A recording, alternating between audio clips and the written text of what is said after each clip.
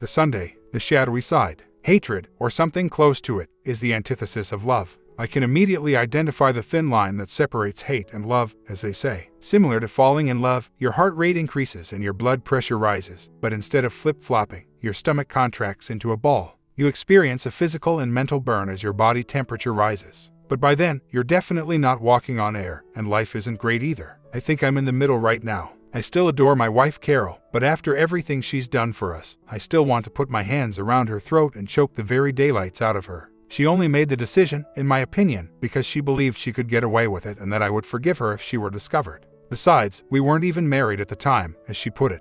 Although I'd like to think she can't be so dumb, I believe she is. However, I now have the enormous responsibility of attempting to understand what she did and come up with a plan to move forward or take an alternative route. Like 10,000 other college couples throughout the nation on any given Friday night, our life together began with this. We went to the same party, and at that one, the two of us lost control a little. My name is Steve Moore, and although I've already completed my college education, I still like to go to parties. On Friday, there must have been 50 parties going on, both off and on campus, in anticipation of homecoming. I received an invitation from two friends who were enrolled in a 6-year college plan to their apartment for what they promised would be an amazing blowout.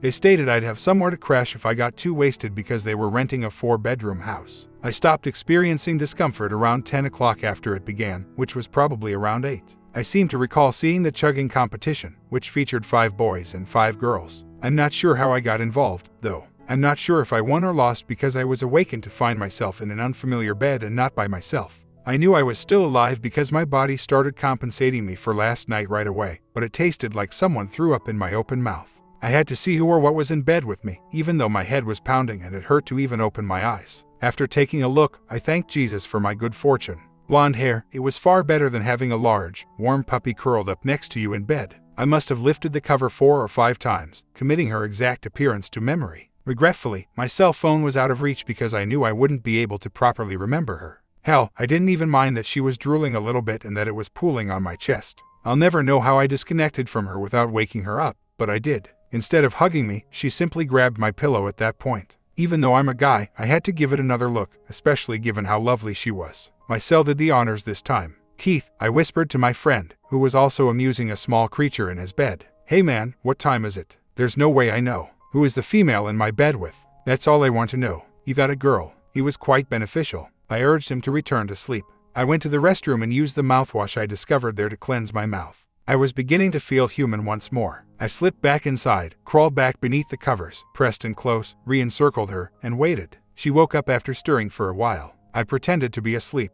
How long have you been awake? Probably about 20 minutes, I answered. And you've been feeling me up all this time. I'm simply watching you sleep, sorry. Are you aware that you drool as you sleep?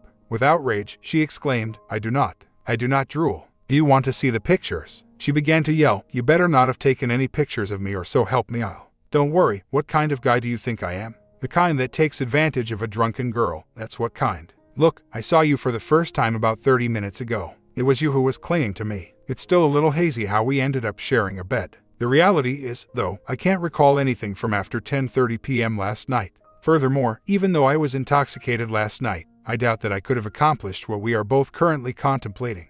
And even though I can't recall, I'm positive I wasn't wearing any protection if we did. She didn't seem very joyful just now. Look, for the record, my name is Steve Moore. And you too. That's all you need to know right now, Carol. I have no idea how this came to be. Last night, I spent time with 2 of my female friends, and I know they wouldn't have abandoned me here. She was beginning to feel a little anxious. Does one of your friends have short red hair? Yes, she answered somewhat reluctantly. Put something on and follow me. We discovered the first of her 2 other pals in Keith's bed 3 minutes later. She tugged at her friend's immobile arm and exclaimed, Connie, what the hell are you going? She began to say, leave me alone, but before she could get a word out, she leaped to her feet and headed for the restroom. By the sound of it, I swear I thought she hawked up a kidney or lung. When we went in search of our second companion, she was still inside. When we walked in on Rachel and Tom, they were enjoying themselves and weren't intoxicated or sleepy. She had a set of knockers as nice as any I had ever seen, so if I were him, I would be following her instructions while she rode him. Charlie, how on earth are you doing this? Are you aware that he is not donning any protective gear? How are you aware of that? You mentioned that you have no memory of what happened last night.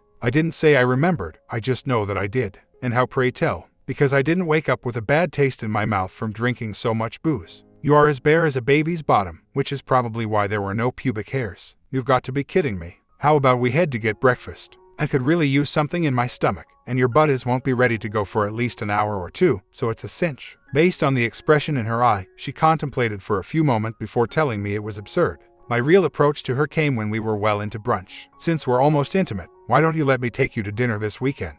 Look, you seem like a nice guy, but I don't go out with frat boys or jocks. Great, neither do I answered in a perceptive manner. You have to understand that, at 5 feet 10 inches and 180 pounds, I'm not a jock. I graduated 2 years ago. Although Tom and Keith are my close friends, they are essentially lifelong learners. I didn't have wealthy parents to support me. Before attending college, I served in the military for 2 years, with the GI Bill covering almost half of my tuition. I'm repaying that 1 month at a time, though. You don't have a good excuse not to go out with me on set since I'm neither, do you? Her thoughts were racing through her head. All right, let's try it out for one date first. And don't assume that I'm going to sleep with you just because we're going out. Never entered my mind. I was dishonest. It was a delicious dinner. The talk was more enjoyable than the food. Carol was a junior majoring in international marketing in her second semester. She was from an upper middle-class household and had a brother who was 2 years older and a sister who was a year and a half younger. She was clearly a daddy's girl by the end of the night, getting pretty much anything she wanted. I told her the truth about coming from a 7-member family for 10 cents and then I left it rest.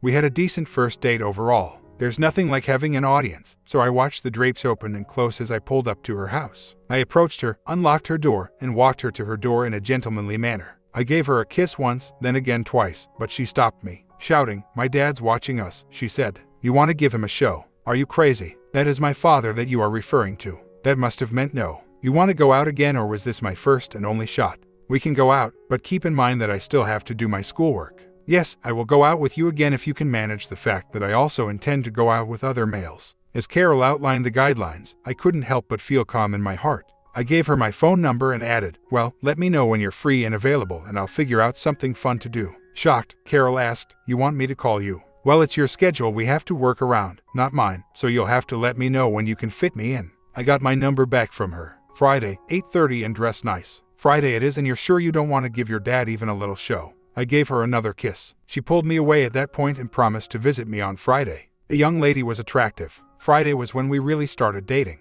After meeting her parents and her family, neither of us was shocked to learn that our families got along. I was a wonderful catch, as I had assured her. "All right, so maybe I wasn't the best catch ever, but at least you didn't have to beat me with a hideous stick." I was attractive, had a full head of light brown hair, and was somewhat proud of my toned abs. As a recent mechanical engineering graduate employed by B&H Enterprises, my income was double that of my friends, even those who had a real job. I wanted someone special to go with me since I was going places. On the other hand, she was attractive not just because of her amazing figure but also because she was exceptionally intelligent for a blonde. She had a 3.5 GPA and was taking all of her classes. For the next 4.5 months, everything went smoothly. Keith and I went to a sports bar on Friday after Carol said she was busy, and we had dinner at a nearby restaurant. This was a spot I was looking about taking Carol the next weekend. It resembled a little restaurant linked to a bed and breakfast. There were just 10 tables in the restaurant, which was attached to a small Victorian home with 5 guest rooms. Keith laughed and turned to face his menu. "I don't care if you're buying me dinner or not, I'm not sleeping with you and that's that," he replied. "There aren't many options, and everything appears to be a little expensive." He said, "Maybe you should take her somewhere else," before giving the order. I selected the fish and he the steak. He stopped eating and just stared out into space, then back at me, while we were tipping back a few with our dinner. "What, Steve, it appears that Carol is here," he remarked, appearing to doubt his own vision. "Where?" "In the far right corner in the back." When I turned around, I could see a blonde girl, but she had her back to us despite the darkness. "How can you tell from this distance, especially since she's got her back to us?" She had turned around and was giving that guy a lot of kisses. "Switch places with me," I said as I moved our food. I looked at her for the next 15 minutes. Granted the courage, I would have approached and confirmed the information, but at that moment, I wasn't particularly interested in facing reality. If I was content to stay here without actually knowing, that is. Next, I noticed the kissing. It was her, saying, "Damn." Keith could tell he had been right because of the look on my face when I lost my appetite. He shouted, "Let's get the hell out of here," as he began to get to his feet. "We're not going anywhere, so sit down. We'll head out after you finish your lunch because the woman isn't going to make me leave this pricey one." I told Keith not to press the matter, and he could tell. I waited while I nibbled on my supper. 20 minutes at a time after waiting for my break, they finished and stood up to go. They had to go by our table whether they wanted to or not because the exit was behind us. I inhaled deeply and bided my time.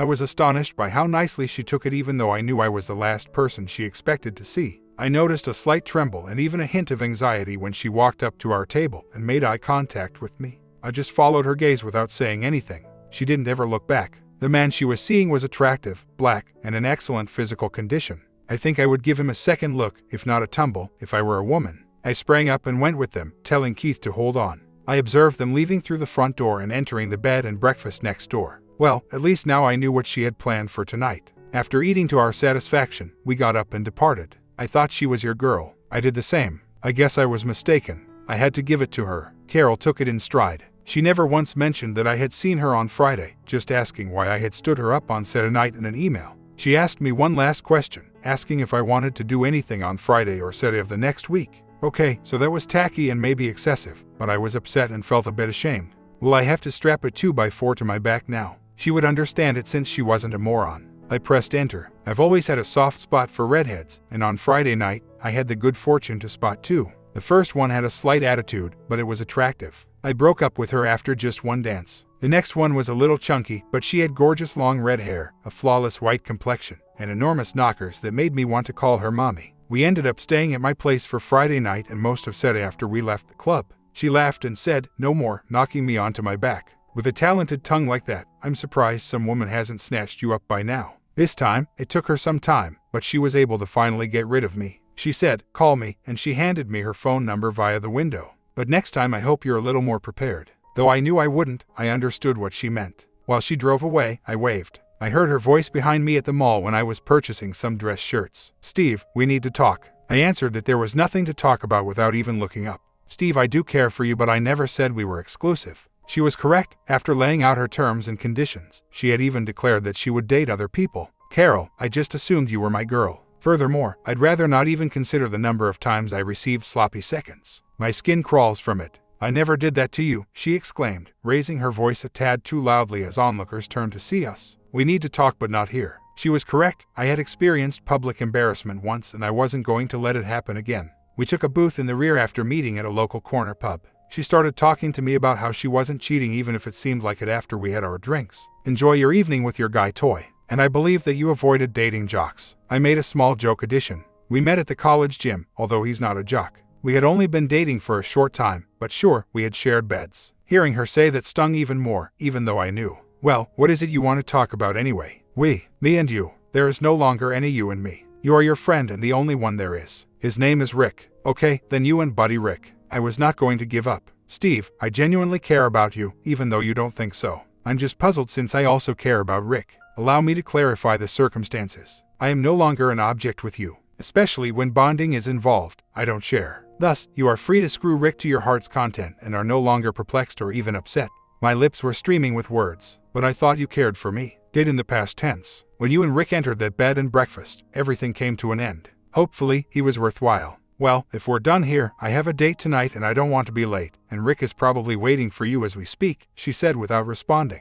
The last thing I said to her was, "Enjoy." In all honesty, I had no date. Her phone calls and emails stopped. I chanced to run into her mother in the grocery store around 2 months later. We continued running into one other aisle after aisle, and even though I'd smiled and said hi, she seemed irritated with me. She gave it to me on the cleaning supplies aisle. "How could you abandon Carol in such a way? You just stopped calling and started dating someone else for no apparent reason. I never imagined you to be that kind of man, Steve." For 10 seconds, I could not speak. "Donna, how is the little tramp?" That made her retreat quickly. "Ask Carol about Rick when you get home tonight. I didn't dump her. She cheated on me. It was good to see you again, by the way." I reorganized. "Look, I don't have anything against you or your family members other than Carol, and I am positive that you did not raise her in that manner. So please just say hello to her and that I want the best for her." I grinned once more and made my way to the checkout line. I would grow into a bigger guy. The next day, when I arrived home, I found an unpleasant email. It wasn't cheating, for crying out loud, and I can't even call her a tramp. "Do you like the word dirty woman better?" I replied. She did not respond. If we had lived in a big metropolis like New York, it would have been much simpler, but in a college town, everyone appeared to gather in the same spots. While hanging out with Keith and Tom, I frequently ran across Carol. I smiled and said I was lovely, but that was about it. When it eventually dawned on me, almost 9 months had passed since our blow-up. She was virtually always with a group or her female friends. "Not you, Rick." I really wanted to question her about Rick, but since we were no longer dating, I wasn't the right person to ask. Thus, I did what every guy in need of answers does. I asked Dania, Keith's new girlfriend, to take care of it on my behalf. It wasn't very cool, but it did the job. She dumped him shortly after the two of you broke up, she began. He had one goal in mind, and once he achieved it, he had no interest in her. Carol reports that things became really ugly and that he will have some scars on his left arm to remind him of her. Did I do well or not? Girl, I owe you big time. I reached into my wallet and took out $60, asking, big enough to buy me a pair of shoes. She looked at me. I gave her the remaining $25 after taking them out. If you're interested, she's also kind of sad that the two of you broke up. At this time, I wasn't sure if I was. The $1 million issue was now to come. Was I better off with her or not? I voted with, but Keith and Tom voted without. Even though I had the upper hand, I still needed to decide whether or not I could trust her and whether or not it was worth the hassle. I made it a point to smile at Carol the next 2 times I saw her. She gave me the weirdest look the first time, almost as if to ask, what the hell's your problem? However, I had broken the ice when she smiled back at me the second time. I wouldn't see her for another 2 weeks after that. I decided not to approach her. Regardless of the duration, I wanted her to initiate the conversation since, in my opinion, she was the one who went wrong. After exchanging 2 more grins and a third, I discovered her nearing me at the bar where I had gone to retrieve a drink. Her first casual comment was, "How you been? I just want to say I'm sorry." I pulled her aside, water spilling over the bridge. Unfortunately, our ideals didn't align. You had your own vision for the relationship and where it was headed, and I, well, had my own. I was trying to be cool. Can I buy you a drink? You don't have to, but I'd like to buy you one for old time's sake and just to let you know there are no hard feels anymore. I cracked a grin. That was the first of many occasions on which we chanced to cross paths. We stayed together more and longer every time we got together until eventually we spoke, laughed, and even danced to a couple songs together all night long. It appears that she, like with me, had no idea where this was headed. Would you like to go out at some point? You know, grab supper somewhere. The next time I saw her, I inquired. Her eyes gleamed. Yes, please give me a call. Don't you still have my phone number in mind? It's in my speed dial, I said, opening my phone to demonstrate to her. I didn't want to give her any more warning than necessary, so I waited until Wednesday to call. Her mother answered, and I knew right away that she recognized the person on the other end of the call. Good evening, Donna. Is Carol around? Why, that brought me somewhat back, because I'd like to talk to her if it's not too much of a bother. Why, Steve, why do you want to talk to her? I detest earning a 3rd degree, damn it. Just put her on the phone if you don't mind. I caught her yelling for Carol. Hello. Hi Carol, it's Steve. For the next 20 minutes, we shot the breeze and spoke about nothing but pointless banter. It sounded like the first phone conversation between 2 teenagers, both 13 years old. At last, on said night, I invited her to dinner. Once we said yes, we each tried to put down the phone for 10 minutes before engaging in additional pointless chat. Well then I guess I'll pick you up about 7:30. Thank God the conversation came to an end at that point. Was I that bad all along? Though it would do her right, I considered going to about 100 different restaurants, including the one where I saw her and Rick, but decided that would make for an uncomfortable evening.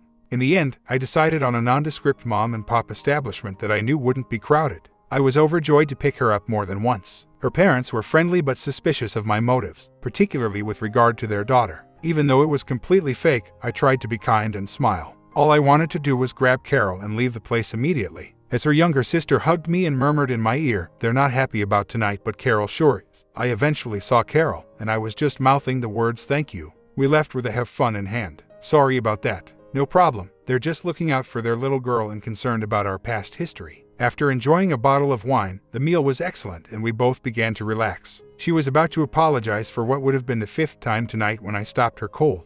"One more, I'm sorry, and I'm taking you home, understand?" She gave a nod. "Steve, I said right away that I would date other people. Do you recall that talk we had, please?" "Yes, but after 4 months of doing everything together, I kind of felt like we were on our own. I could have never imagined that you would be dating, let alone sleeping with, someone else. You never mentioned anyone at all." "You are entirely correct. I suppose I was using the military lingo of don't ask, don't tell. Before you discovered out, I had been dating Rick for around 4 weeks. How many others were there?" "Just 2 others, but I never slept with either." "Thank God," I was thinking, but that didn't make things any simpler. "And in case you're wondering, did you ever receive careless seconds?" "Nevertheless, neither he nor you ever did." Now, we were laying everything out on the table. I just didn't want to get serious with any one guy until I got settled. How did that work? Not very good. Rick was just looking for a reliable female who would come out whenever he had a few extra minutes. I went crazy when I realized I was just one person among many. Let's just say that he will think of me moving forward whenever he looks at his arm in the mirror. After that, we went to get coffee and had the most intimate conversation we had ever had. I informed her that her actions had really hurt me and that I wasn't comfortable sharing my sentiments with her. Carol, I didn't want to have to consider or be concerned about your actions while I wasn't around. I now believe you were lying to me when you said you were busy on this particular night or that. Not Rick, but I was your boyfriend. Even though I was about to lose my temper again, I controlled myself. I apologize for what I did to you. I know you detest the word. You were unworthy of it. Tonight, for once, she was correct. After a slow start, we resumed our dating. We weren't exclusive at first, but she begged to be exclusive after she caught me out with other ladies. At first, I disagreed, but when she said that it was either that or nothing, I gave in. But I did make her wait for my response for about a week. Anger tends to disappear, especially when happiness replaces it, but trust takes longer to reappear. It takes work to build trust, especially after it has been betrayed. I was driving us both crazy at first because I wanted to know where she was while we weren't together. I quit because all of the follow-up and check-up phone calls were dividing us rather than uniting us. I was unable to pursue her further, and there was nothing I could do to stop her from cheating. I decided to let our connection develop naturally and see where it led. Carol was able to land a job with a mid-size marketing company at the entry level. During her first year as gopher, she was assigned to all the menial tasks, but she was astute enough to comply with orders without raising an objection. She was brilliant when given the chance. Though it wasn't simple, she persevered and made progress. She was more than simply a lovely face. And the jokes about blondes. Yes, they were short-lived. We had been debating the choice to move in together for approximately 6 months when we finally did. Being old school, neither parent was delighted about it, but they recognized that we needed to find out whether we could live together. Since we were practically cohabiting anyhow, we decided to make it official. It turned out better than we could have imagined. I had anticipated that we might have a fight or two, but happily, none of them were major ones. We decided to divide up the domestic chores and that whoever got home first would make dinner. Carol always seemed to beat me home, even when I had to remain after work to have another beer with pals. By the time I proposed and we tied the knot, nobody was shocked. Carol said it was about time I asked her, and everyone was thrilled. I was outvoted even though my dream wedding was small and personal. While I just wanted her in a calm, forward-moving life, Daddy's girl wanted a splash because it was to be her one and only. Since we had combined both of our home furnishings, we really didn't need much, but that didn't stop her from signing up at every possible store. She mentioned that every girl dreams of having a June wedding, so even though I wanted a September wedding, I gave in. I kept my tongue shut, as advised by both my father and her father. If you just follow the flow, it will end quickly. I didn't, but I did relax, smile, and keep in mind that this is something a girl dreams about her entire life, so don't crush her dream. Thank heaven for work, because I would have lost my mind. It became my rock, my anchor, and my salvation as I nodded and smiled in response to questions about this floral arrangement or that pattern on the silverware. To end all stags, my friends threw me one, but I told them no women. I must have had a terrific time because I don't remember anything else. I never got sick, but I missed most of Saturday morning and afternoon due to the festivities on Friday night. On Saturday night, Carol had her hen party. I advised her to enjoy herself, but not too much, since I was still recovering from mine. She didn't look as good as I did on Sunday morning. I didn't know when she arrived home, but she didn't leave until almost 3 in the afternoon. Have fun last night. When she eventually stood up and entered the kitchen, I asked. She was sitting at the table with her hair still damp from her shower. What time did you get home? Not a clue. All I know is that I lost dinner and most of what I drank last night in the parking lot. She lowered her head onto the surface. It had to have been an incredible night. Nothing went wrong during our wedding. The mothers and bride were under extreme stress, but what about the men? Now that it was over, we were grateful and contentedly sat back and watched while holding a drink in our hands. The honeymoon was unwinding. We spent our entire stay at the tropical resort doing nothing but eating, sleeping, and sunbathing. Even living in a place like that would eventually seem ordinary, so I was willing to try even though I really didn't want to leave. Everything went smoothly for the next 90 months. Newlywed bliss was the best life could offer. After that, everything was terrible. 3 of the bride's friends, including Carol, were organizing her hen party, and one of her friends was getting married. Their schemes passed in one ear and out the other. Aside from a sick fascination with the events that transpired, I could not have cared less. That changed immediately when I overheard 2 discussions. They were sitting around the kitchen table when Fran said, "Why don't we plan on using the same strippers we used at your party? Just make sure Greg is one of them," Carol answered. "Kathy is the greatest there is, and he deserves the best, I promise. He accomplishes what other guys can only imagine doing, and he does it incredibly well." That sentence caused them all to break up. I didn't. With the party in just 1 week, I had to learn everything I could about the schedule and about Greg. If you know the appropriate people to ask and don't care about the price, as they say, it's not that difficult. "Dania," I asked, while Keith, Dania, and I were enjoying a few cold ones, "I have another job for you. I've had my eyes on a new skirt." I understood the message even though she left the words hanging there. "You get me the information and the skirt's yours. I feel so cheap being bought for the price of a damn skirt." We exchanged glances and burst out laughing. It's what I require. All I know about the stripper who performed at Carol's hen party 2 years ago is that his name was Greg. I need to speak with him before next week since I heard they're going to use him for Kathy's party. That's not a lot to go on. You know the majority of them, after all, and it's not as though they won't tell another woman about a handsome man. All I have to do is speak with him, and soon. Dania should have been a private investigator. She missed her calling. She had his complete name, address, phone number, and the time and location of the hen party in under 48 hours. Though I would not have received the answers as quickly, I could have definitely given less. $125 for the dang skirt. I took up the phone and called him because I had no time to mess around. Greg Coleman. When he replied, I inquired. Yeah, this is Greg. Greg, my name is Keith Peterson and I'm a good friend of Kathy. Kathy, I think he was a little unsure of what I wanted because of his hesitation. You know, Kathy's hen party next week. I held out. Oh, that Kathy. Nothing has been canceled or changed, has it?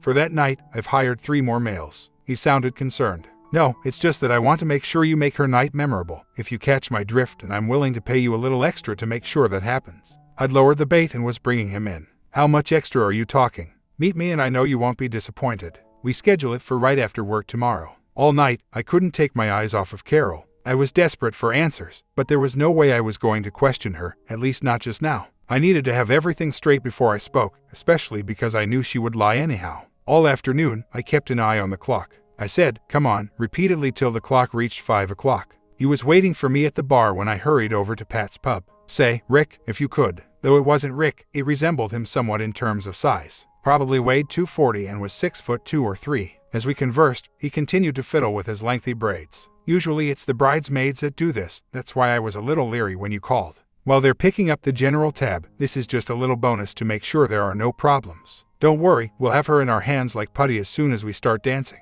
If you understand what I mean, we've never allowed a girl to attend her wedding without being completely satisfied. I placed an additional order. I merely let him speak. He informed me that they beat up over 75% of prospective brides, although they always wear safety gear. 9 months from now, we can't have a black child born to a white wife, can we? Additionally, that would not be good for business. It was time to gaff him when I had brought him to the boat's side. Gosh, I wish I had a job like yours. Hell, I've heard you had a great time a few years back with Carol, a girl I used to know before she got married. I met Kathy's fiancé, David, Tom, Keith, and myself in a bar off College Row. No way in hell. David gave us a scream. Kathy would never follow your advice. We still do it in the dark since she is so shy. Are you attempting to inform me that she will have had sex with this Greg guy as well as possibly a couple others? Not at all. Well then you'll have no problem sneaking in and watching. That is if you're 100% sure that Kathy wouldn't even look at another guy. The wheels were going round. All right, let me show you that Kathy isn't like all those other women. I'll go, and we'll go together. You will have to eat your words, I promise. And I'll be glad to do it if you're right.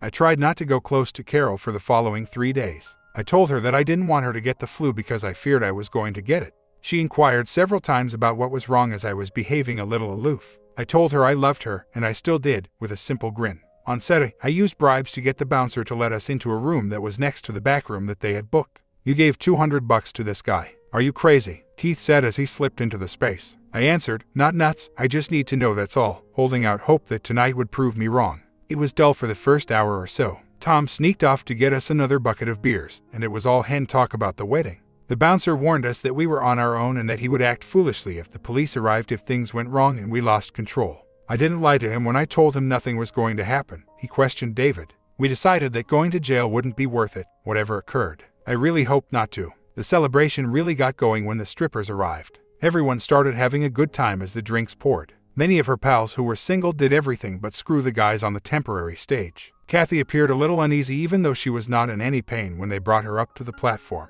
The celebration really got going when her bridesmaids gave her 3 more consecutive shots of something, at which point the other animals began to scream. Even if we were inebriated, it was nothing compared to what was happening, even though I believe guys were horrible. It seemed like mob mentality had taken hold because these women were going crazy. There was no way in hell that any of these women should be behind the wheel, so I hoped that cabs were being called after. Carol rose and gave Greg a kiss. That woman, was all he could say as he marched in and out of our secret chamber. We had to literally sit on David when Kathy let him to feel her all over, top to bottom. Want to see how far she lets him get away with. You'll be certain this way, once and for all. We all agreed it was time to put an end to this when Greg began to dry hump Kathy and pull down her shorts. Just as he was about to give her the real deal, as it were, and shove her underpants aside, we broke in. Since she was so inebriated at the time, I'm not even sure if she realized what was going on. David let out a loud cry, "You damn woman," and the room became silent. "Do you understand that you should never try to meet me or call me again? The weddings, for God's sake." As he stormed out, Keith and Tom following closely behind, she merely stared at him through her drunken daze. "Don't mind us, just go back to what you ladies were in the process of doing before we so rudely interrupted you."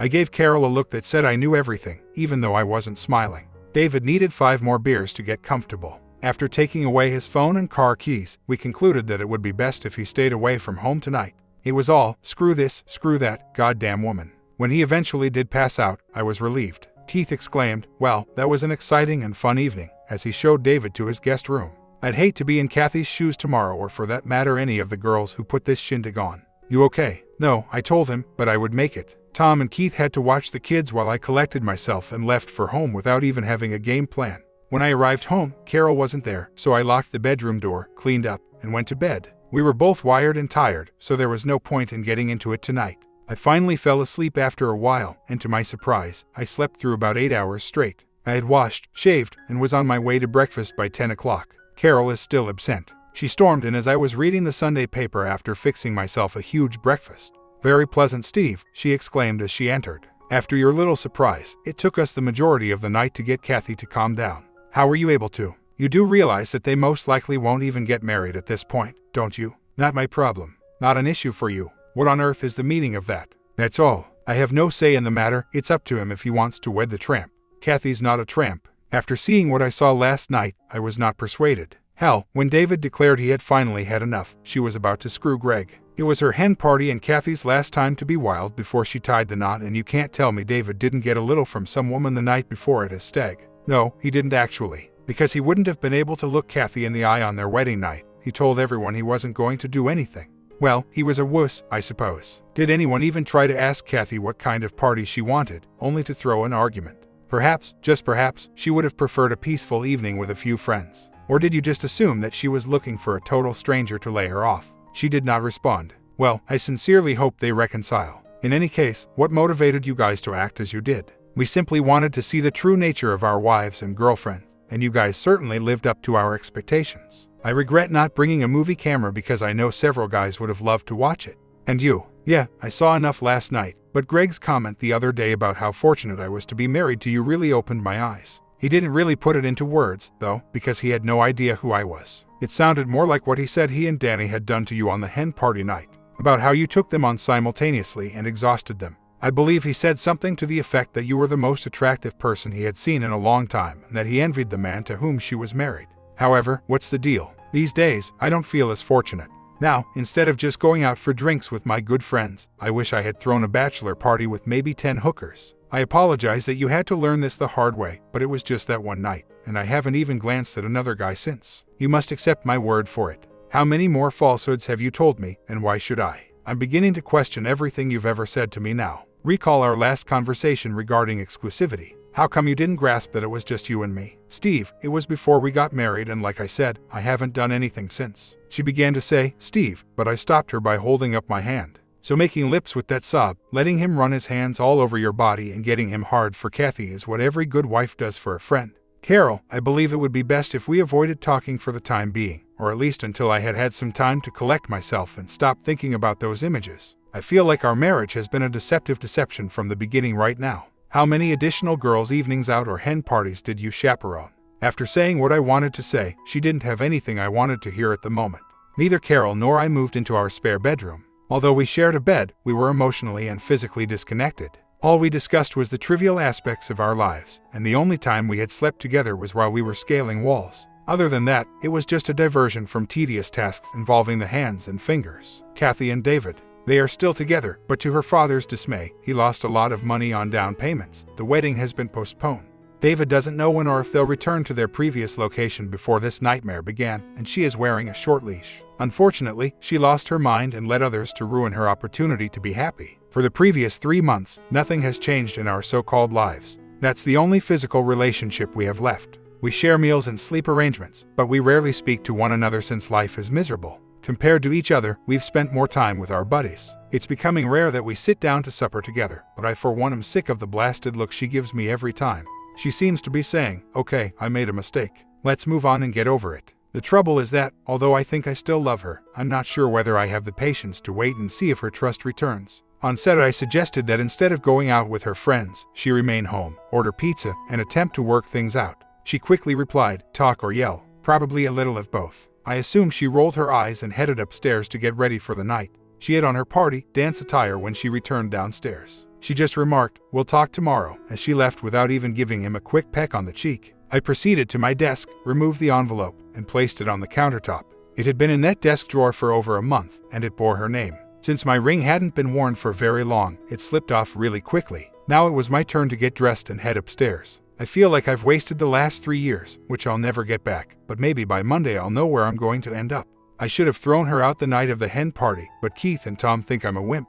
I don't really value their opinions, though, because they're still screwing everything that breathes and neither of them has dated the same girl for longer than 6 months. So, I suppose, I waited in hopes of a miracle. If and when Carol gets home tonight, is she going to go crazy? Perhaps, but I'm not so sure anymore at this point. Is there a possibility that we could begin again? Not after she'd left that door this evening. My comment: there is no words that can ensure that compulsive cheater goes straight. Your first mistake is to get back together with cheating GF. When you think it was exclusive she didn't, why did you think marriage views are same as yours?